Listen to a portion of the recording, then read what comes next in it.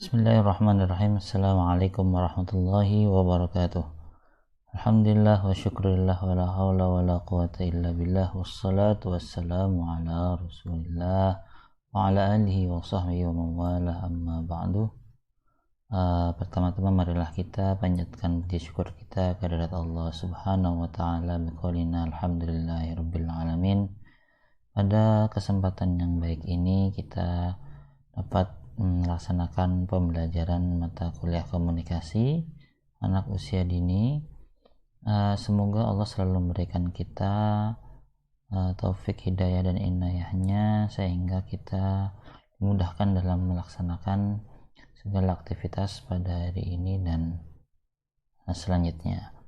Salawat serta salam marilah kita sanjungkan kepada junjungan kita Nabi besar Muhammad sallallahu alaihi wasallam, Nabi akhir zaman yang membawa kita dari zaman jahiliyah ke zaman Islamiyah seperti sekarang ini.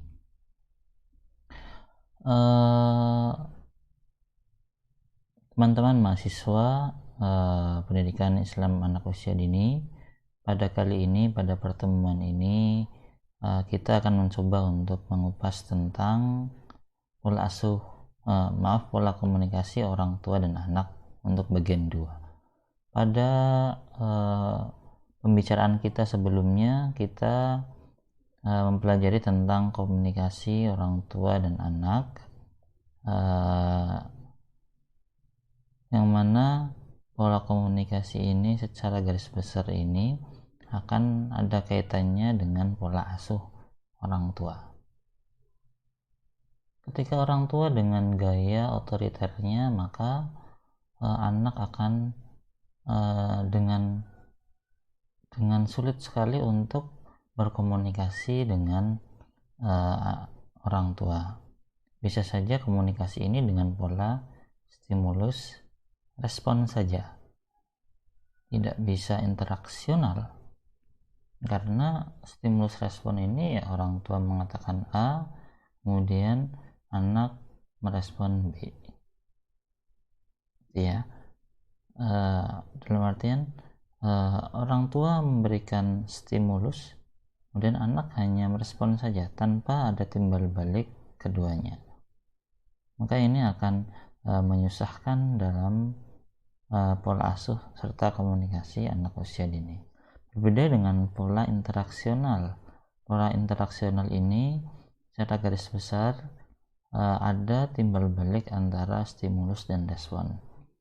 Anak merespon stimulasi dari orang tua, kemudian di sana ada dialog, kemudian di sana ada masalah, kemudian dipecahkan, maka ini adalah pola komunikasi yang interaksional.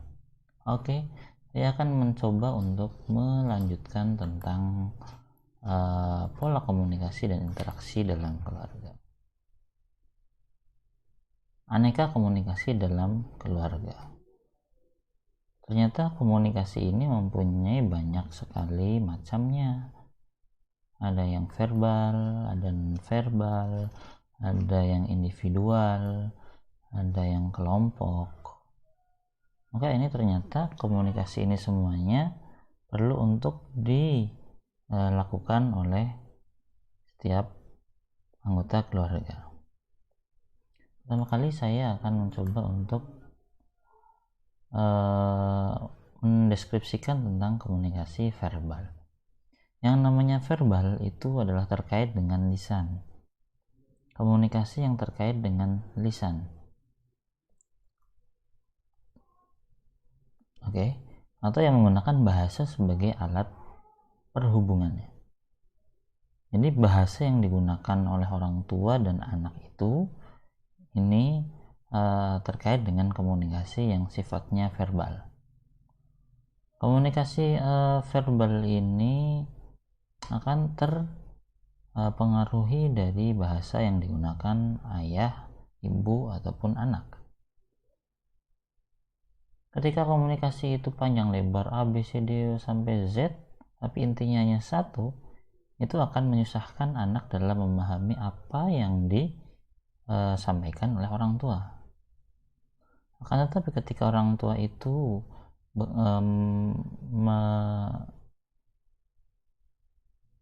bertutur kata dengan gayanya yang singkat, padat, jelas, maka itu akan memudahkan anak dalam memahami apa yang disampaikan oleh orang tua. Maka komunikasi verbal ini memang bisa dikatakan komunikasi yang paling banyak dilakukan oleh orang tua. Komunikasi ini ya tidak terbatas waktu ya, tidak terbatas waktu. Karena orang itu ketika berkomunikasi itu, khususnya dalam kuliah itu sangat banyak sekali. Kalau kita hitung itu katanya mungkin beribu-ribu kata ya dalam satu hari itu diomongkan oleh antar keduanya, antar orang tua dan anak. Nah, ini termasuk komunikasi verbal. Kemudian nonverbal. Ini adalah penguat komunikasi verbal. Jadi dalam hal ini ketika verbal terkait dengan lisan atau bahasa yang digunakan, nonverbal ini sebagai penguat komunikasi verbal. Ketika orang tua melihat anak melakukan perbuatan yang baik yang disetujui oleh orang tua, kemudian orang tua mengatakan satu bagus sekali, kemudian orang tua itu mengancungkan jempol. Nah, itu mengancungkan jempol itu termasuk komunikasi nonverbal. Malahan justru komunikasi yang nonverbal ini lebih berasa daripada komunikasi yang verbal. Contoh saja dalam hal lain, ketika anak pulang dari sekolah kemudian mukanya murung, kemudian akhirnya sampai rumah nangis, suatu saat orang tua, ayah ataupun ibu melihat itu kemudian memeluk anak dengan kencang, bukti yang kasih sayang orang tua kepada anak, maka ini akan memberikan penguat yang sangat-sangat dibutuhkan oleh anak. Hal ini menjadi komunikasi nonverbal ini menjadi hal yang sangat urgent sekali untuk diberikan kepada anak. Detailnya orang tua tidak setuju dan apa yang dilakukan oleh anak, kemudian dengan ekspresinya, dengan mukanya, dengan verbalnya, biasanya itu ya, bapak sedang marah kemudian diam, itu akan memberikan penguat komunikasi antara orang tua dan anak. Oke, itu komunikasi verbal.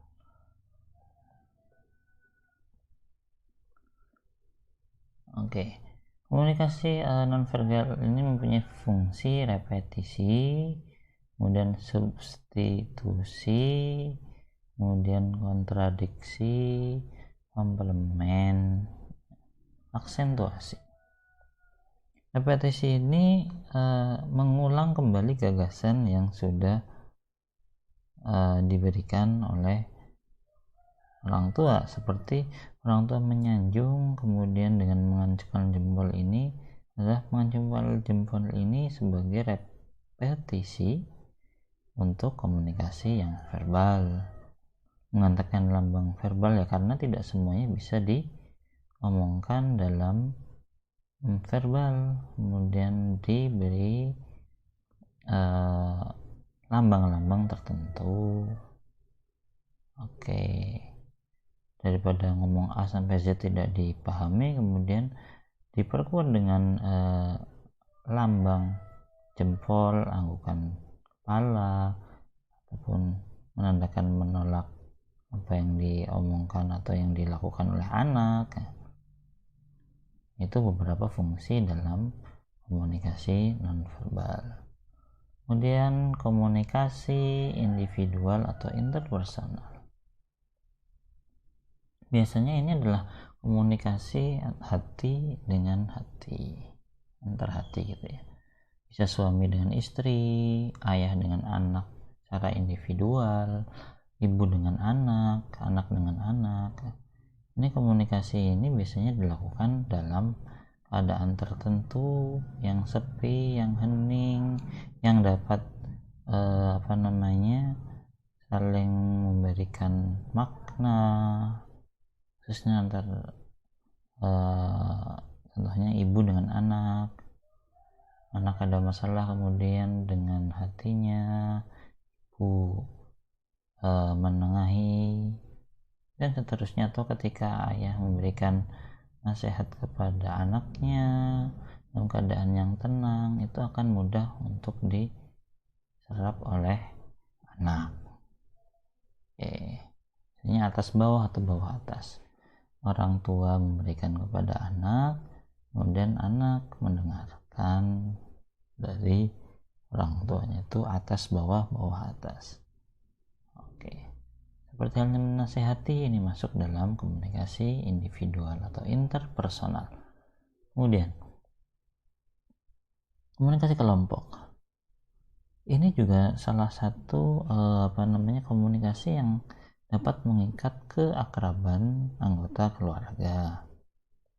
Ketika duduk santai melihat televisi, atau ketika makan bersama, kemudian memberikan gagasan-gagasan, memberikan candaan, kemudian memberikan waktu kepada anak untuk bercerita, kemudian ayahnya itu atau ibunya itu mendengarkan ceritanya. Ini adalah suatu momen-momen yang sangat urgent sekali dalam rangka mengikat atau memberikan kehangatan antar anggota keluarga. Atau ketika keluarga, seorang ayah dan ibu mempunyai anak yang sudah berkeluarga, biasanya ini dilakukan ketika Idul Fitri, ya. Semua anak berkumpul, kemudian mengatakan atau bercerita tentang kehidupannya masing-masing, kemudian bersenda gurau bersama. Ini adalah komunikasi kelompok. Semuanya ini bermanfaat itu ya. Jadi ya ada satu komunikasi verbal, non verbal, individual atau interpersonal, kemudian komunikasi kelompok. Kemudian faktor apa sih yang mempengaruhi komunikasi dalam keluarga? Biasanya adalah citra diri dan citra orang lain. Citra itu bisa dikatakan bahasa Arabnya itu haibah atau harga diri seseorang atau harga diri orang lain. Biasanya ini sangat mempengaruhi ini ya. Ketika seorang ketika kita berkomunikasi dengan orang yang lebih dari kita, lebih dari segi finansial, lebih dari segi keilmuan, itu akan mempengaruhi komunikasi. Mungkin salah satu dari antara keduanya itu akan menutupi hal yang hal tertentu yang tidak mungkin disampaikan, karena ini semuanya saya ini lebih pintar dari dia. Kemudian ketika itu yang orang yang lebih tidak lebih pintar dari dia, saya memang belum punya ilmunya tentang itu. Ini akan mempengaruhi dalam komunikasi. Contohnya ini antara ayah dengan anak. Ayah, saya ayah, maka saya harus menjadi pemimpin dari anaknya. Dan anak, saya memang anak, maka karena itu saya harus nurut kepada ayah. Ini terkait dengan citra diri dan citra orang lain. Suasana psikologis, ketika salah satu antara kedua orang tua ataupun dengan anak berkomunikasi, ini dapat terganggu ketika suasana psikologisnya tidak mendukung. Ketika seseorang sedang sedih, sedang marah, itu akan berpengaruh kepada komunikasi. Ketika orang marah itu, dengan kemarahannya itu bisa saja omongan-omongan yang dikeluarkan itu tanpa kontrol. Ketika marah itu marah yang sangat di luar